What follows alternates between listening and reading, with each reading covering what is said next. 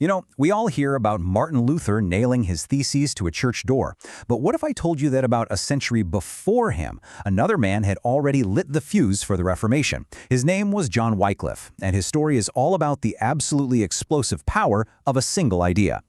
People gave him this incredible nickname, the Morning Star of Reformation. So what does that even mean? Well, think about it.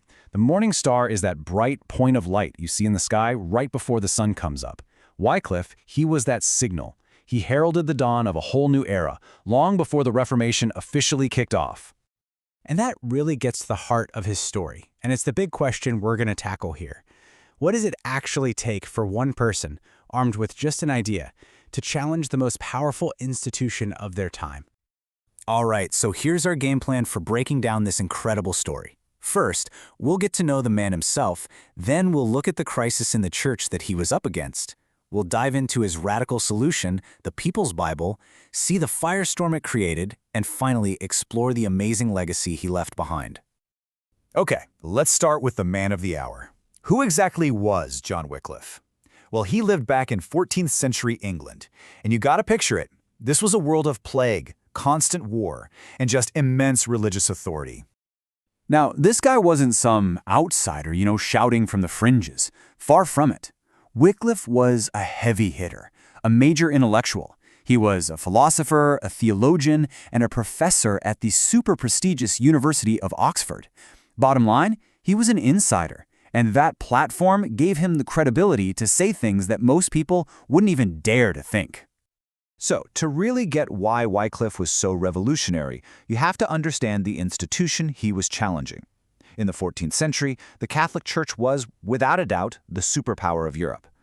But beneath all that gold and power, a really deep crisis was brewing. The whole institution was facing this deep, internal rot. And this wasn't just Wycliffe's opinion. You had poets at the time, guys like Langland and Gower, writing about a church that was just infected with corruption and moral decay.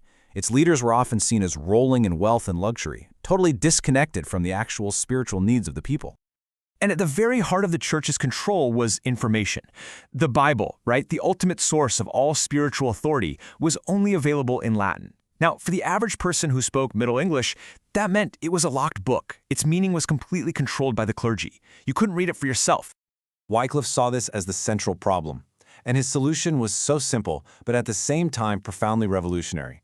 He decided to do something unheard of, translate the Bible into the language of the people. This wasn't just a translation project, you guys. This was a full-blown act of defiance.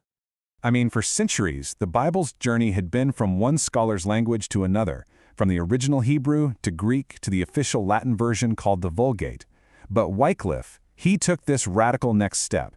He jumped right over the language of scholars and put it into the language of the common person, breaking with 1,000 years of tradition. The year was 1382. And this was the moment that everything, and I mean everything, changed.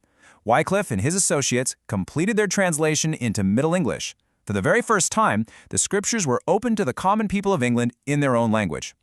But hey, a book is pretty useless if nobody can read it, right? So Wycliffe created a network to spread the word. Literally. They were called the Lollards. These followers, often called poor priests, traveled all over the country. They'd read the New English Bible out loud in villages and town squares, completely bypassing the church's authority. So, as you can probably guess, this direct challenge to the church's power did not go over well. The response from Rome was fast and it was furious.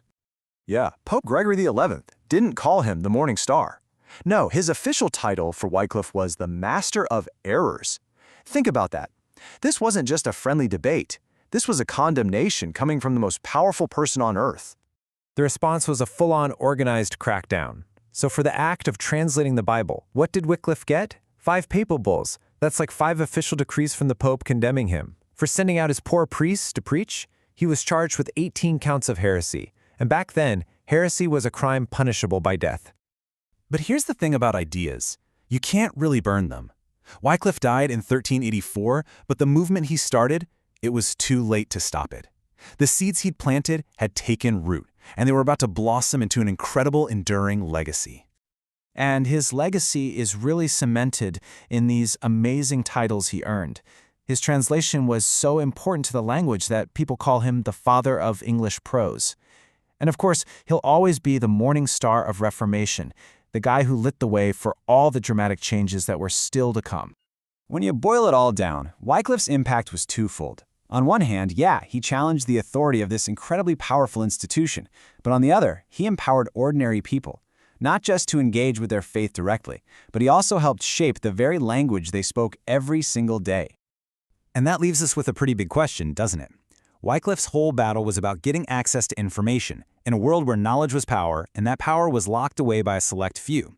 It kind of makes you wonder, in our own age of information, who are the gatekeepers, and what walls are still waiting to be torn down?